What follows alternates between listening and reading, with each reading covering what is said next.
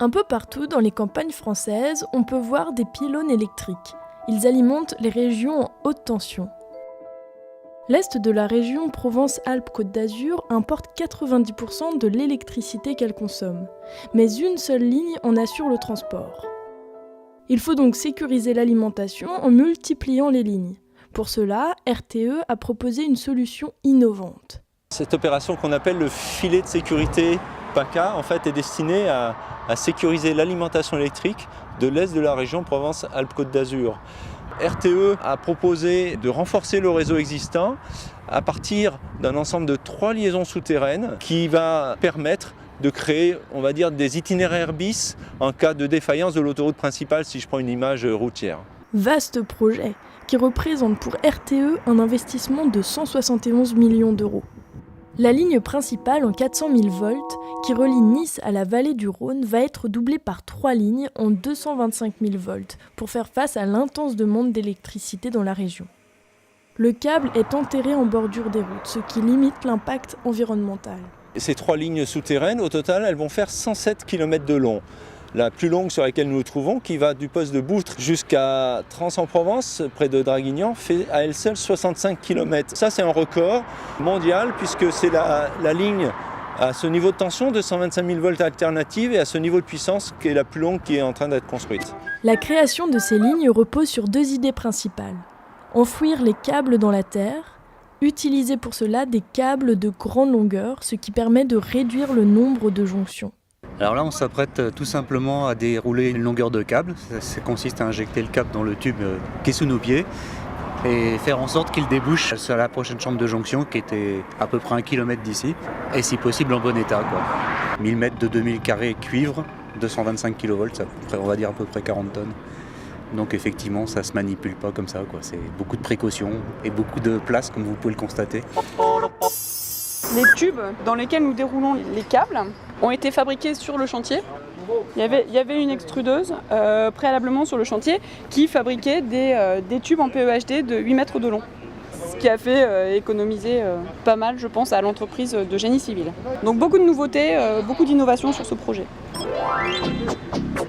Ce qui est particulièrement nouveau, là, on l'a vu, c'est la dimension. C'est la puissance qu'on peut transporter, donc avec des câbles plus gros, des câbles optimisés qui permettent de faire passer plus de courant, plus de puissance. Ici, le but, c'est de limiter les pertes. Parce que plus il y a de pertes, moins on peut transmettre d'intensité, moins la puissance sera élevée. On va même mettre un dispositif à l'aide de fibres optiques qui va nous permettre de connaître la température de l'environnement du câble tout au long de la liaison souterraine pour pouvoir justement optimiser le passage du courant de ce câble. Donc ça aussi c'est une nouveauté, c'est une innovation. On a réduit de plus de 30% le nombre de jonctions de câbles en allongeant les longueurs de tronçons de câbles. La corollaire de ça, c'est qu'on a des tourets plus gros, donc c'est plus compliqué à amener, à manipuler, et on a des efforts lors du tirage plus important. Avant, on tirait jusqu'à 4 tonnes. Là, on a des câbles qui sont essayés et qualifiés pour tirer jusqu'à 10 tonnes dessus. Dans notre usine en Seine-et-Marne, on a fait des essais de déroulage. On a monté une maquette de génie civil pour faire des essais de tirage, pour vérifier que ça se passait bien. Et c'est là qu'on a ajusté les paramètres à mettre en place sur le chantier. La pièce maîtresse, c'est le câble. RTE s'est adressé à un spécialiste. Les câbles sont fabriqués à Montereau, en Seine-et-Marne. L'histoire du câble, elle commence par s'écrire par ces bobines de cuivre. Ce fil qui est émaillé va être isolé un à un, ce qui fait que électriquement, la puissance qu'on va pouvoir passer à température équivalente sera beaucoup plus importante. Les besoins de nos clients changent, on fait des câbles qui sont tout le temps en perpétuelle évolution, des évolutions techniques dans les matériaux utilisés. On va imaginer et on va développer des machines différentes de façon à être capable de faire des longueurs plus grandes, de porter des poids plus lourds. Pour arriver à ça, c'est beaucoup de cuisine parce que c'est beaucoup d'ingénieurs, c'est beaucoup de techniciens qui travaillent bras dessus bras dessous parce qu'il va y avoir de la mécanique, il va y avoir de la chimie pour tout ce qui est plastique, il va y avoir de la métallurgie pour tout ce qui est matériaux. Là, on a un 2500 cuivre émaillé pour le projet PACA, pour le projet du filet de sécurité de la région PACA. Il faut quand même s'imaginer que là, vous avez une bobine qui fait 40 tonnes. Et 40 tonnes, c'est 7-8 éléphants, quoi. 7-8 éléphants qui sont en train de tourner. Pour répondre à des besoins de puissance et de longueur inédites, Le câble est constitué d'un conducteur en cuivre de 2500 mm², entouré d'un isolant, d'un écran en aluminium assurant le blindage et d'une gaine de protection. Les différentes couches d'isolant et de protection du câble sont posées dans une même machine. Cette machine va manger des granulés de plastique, elle va les fondre à l'intérieur de son corps et elle va les mettre en forme sur le conducteur métallique pour fabriquer le câble isolé avec la gaine plastique autour. En sortant de la machine, vous avez ce câble-là avec 3 couches de plastique.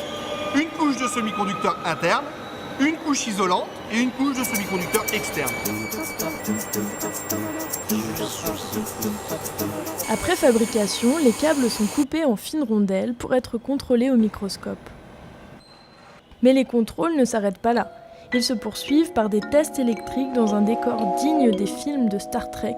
Cette plateforme est une cage de Faraday, totalement recouverte de métal et qui isole l'intérieur de la cage de toutes les ondes électromagnétiques. Cette pièce est d'ailleurs dimensionnée pour être capable de tester 1 million de volts. On a anticipé les besoins futurs. Le câble est amené sur le chantier, enroulé sur des tourets géants. Le câble en lui-même ne nécessite pas de maintenance et c'est des ouvrages qui vont durer 30, 40, 50 ans sans difficulté. Donc c'est un investissement pour l'avenir. C'est terminé. Ok.